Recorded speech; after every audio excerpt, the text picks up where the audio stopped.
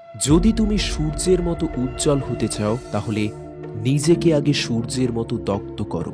গত শতকের প্রথমার্ধে তামিলনাড়ুর রামেশ্বরমের এক প্রত্যন্ত গ্রামে এক মা তার 7 ছেলে মেয়ের জন্যে শুধু ভাত রাঁধতেন, কিন্তু ছোট ছেলেটির জন্যে তৈরি করতেন কয়েকটা রুটি, যাতে পড়ার সময় তার খিদে না পায়।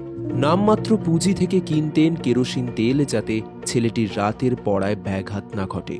আর স্বপ্ন দেখতেন যে তাদের বাড়ির কাছে আছে যে বঙ্গোপসাগর, সেই বিশাল সমুদ্রকেও ছাপিয়ে যাবে তার ছেলেটির নাম ডাক। সমুদ্রের কোল ঘেঁষে ছোট্ট একটি গ্রামে লালিত সেই স্বপ্নের নাম আবুল পাকির জয়নুল আবদিন আব্দুল কালাম। কালামের জন্ম হয়েছিল রামেশ্বরমের এক অত্যন্ত দরিদ্র পরিবারে। তার বাবা জয়নুল আবদিন ছিলেন একজন সাধারণ মৎস্যজীবী। এই অভাবের সংসারে কালামকে স্কুলে পড়ার সময় কিছু অর্থ জোগাড়ের জন্যে বাড়ি বাড়ি কাগজ বিক্রি করতে হয়। রামানাথপুরম ম্যাট্রিকুলেশন স্কুল থেকে বিদ্যালয় শিক্ষা শেষ করে কালাম ভর্তি হন তিরুচিপল্লির সেন্ট জোসেফ কলেজে। 1954 খ্রিস্টাব্দে সেখান থেকে স্নাতক হয়ে তিনি যান চেন্নাইয়ে। সেখানে মাদ্রাজ ইনস্টিটিউট অফ টেকনোলজিতে এয়ারোস্পেস ইঞ্জিনিয়ারিং নিয়ে পড়াশুনো শুরু করেন। 1960 খ্রিস্টাব্দে Abdul Kalam defence research and development অর্গানাইজেশনের অধীনস্থ অ্যারোনটিক্যাল ডেভেলপমেন্ট এস্টাবলিশমেন্টে একজন বিজ্ঞানী হিসেবে যোগ দেন।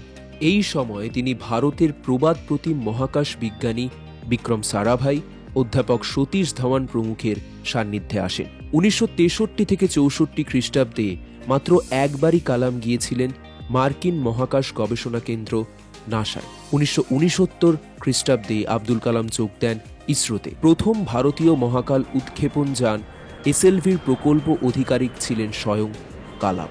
কৈশোরে বিমান চালক হওয়ার স্বপ্ন দেখা আব্দুল কালাম হয়ে উঠেছিলেন ভারতের মিসাইল ম্যান। অগ্নি, পৃথ্বী ইত্যাদি তারই সফল সৃষ্টি। 1992 থেকে 1999 পর্যন্ত তিনি ছিলেন প্রধানমন্ত্রীর মুখ্য বিজ্ঞান বিষয়ক পরামর্শদাতা এবং প্রতিরক্ষা গবেষণা ও উন্নয়ন সংস্থা ডিআরডিওর সচিব।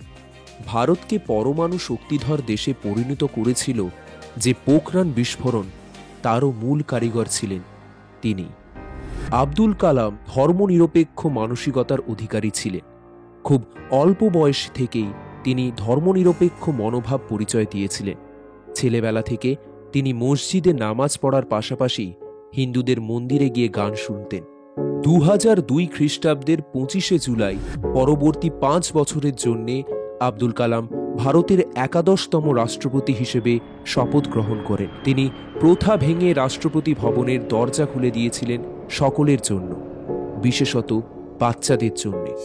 শুধু বিজ্ঞানী নন, কালাম ছিলেন আদর্শ শিক্ষকও।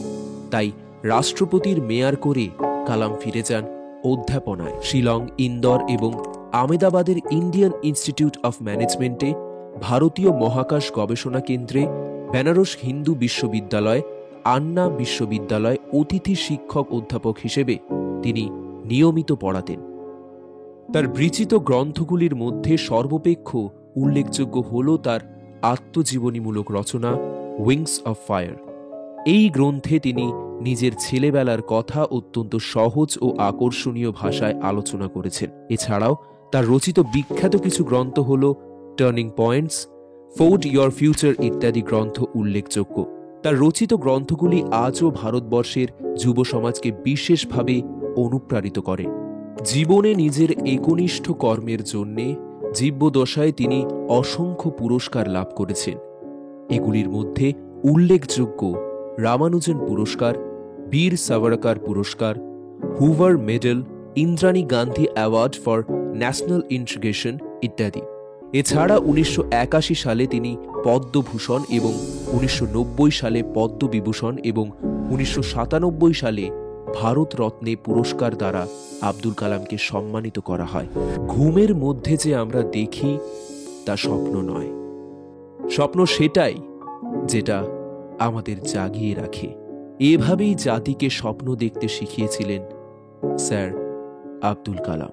2015 খ্রিস্টাব্দের 27শে জুলাই শিলংয়ে বক্তৃতা দিতে দিতেই জ্ঞান হারিয়ে এই বিখ্যাত মানুষটি চিরনিদ্রায় চলে যান। কালাম তার বিজ্ঞান সাধনার দ্বারা দেশকে পৌঁছে দিতে চেয়েছিলেন আত্মবিশ্বাস ও শক্তির শিখরে। ভারতবর্ষ তার এই জ্ঞানী সন্তানের অভাব কখনোই পূরণ করতে পারবে না।